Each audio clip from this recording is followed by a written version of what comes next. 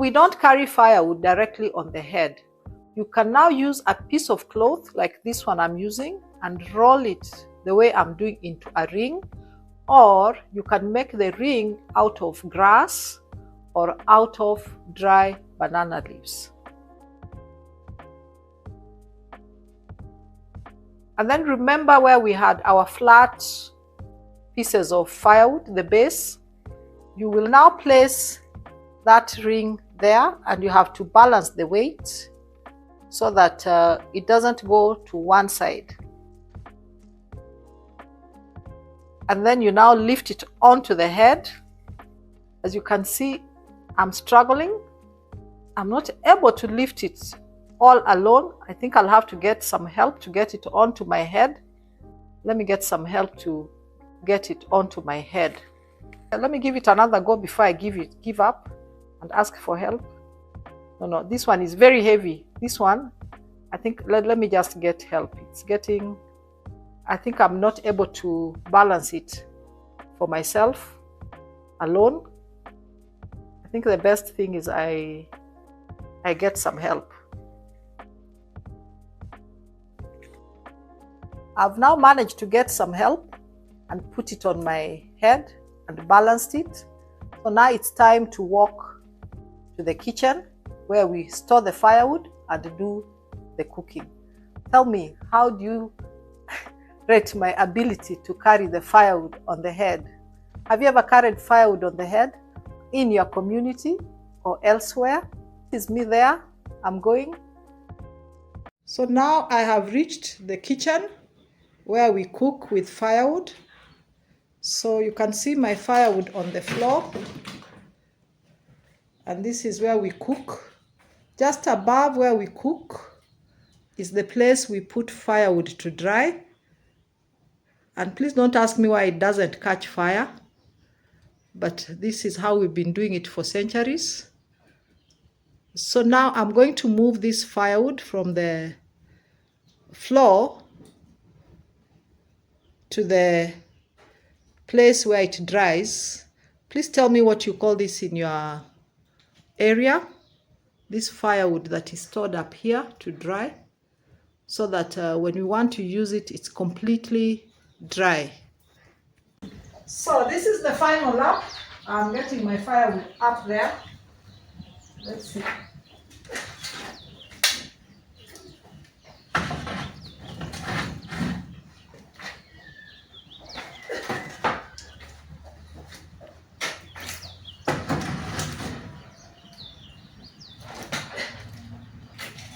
For sure, this is a whole body workout.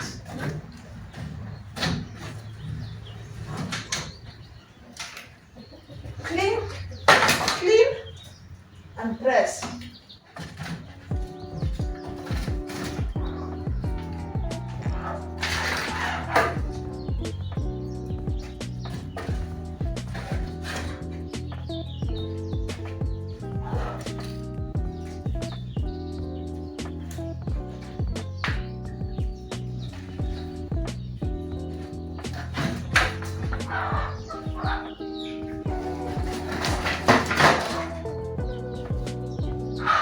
So this will take a short while to dry.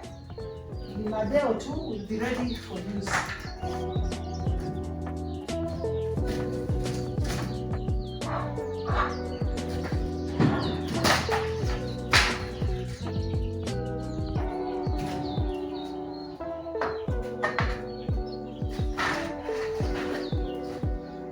So what is your take on our way of storing firewood? How do you store firewood in your part of the world or in your home?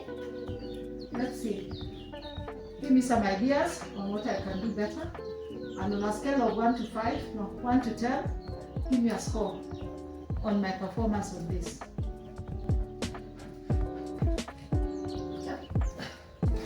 So the very small ones, we can just put them here and use them immediately, like these ones.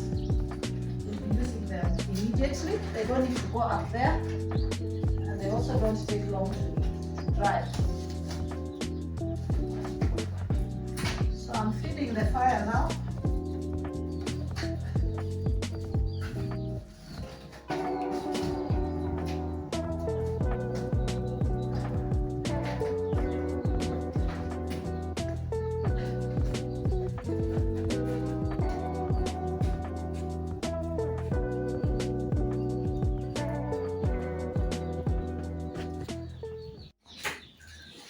So when you're using this kind of traditional fireplace, you mostly use short firewood, and you can see it's very well insulated to conserve energy. And it's very beautiful. What do you think? Tell me in the comment section.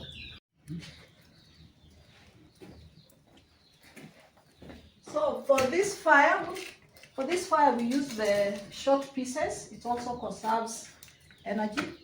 So now I'm feeding the fire.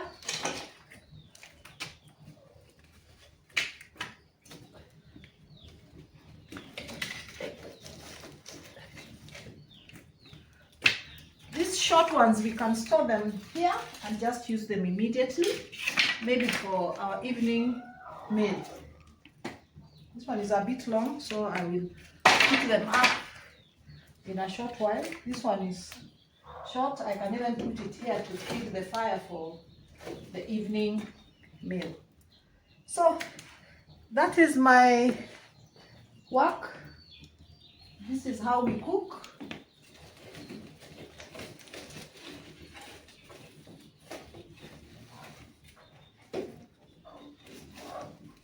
So this fire, you can cook 3 things at a time, and you can see it's very thick. It conserves energy.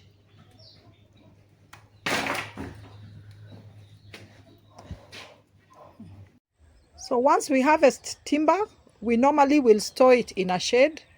Like this is in a covered shed, and sometimes we store it in an open shed. This is additional storage in an open shed or structure, and this takes a while. Sometimes when we have timber in this form, it can stay for as long as 6 months.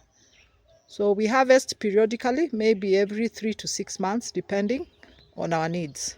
So that is my process of getting firewood in the home, from splitting to carrying it to the kitchen where we cook, storage, how we use it, and the kind of fire.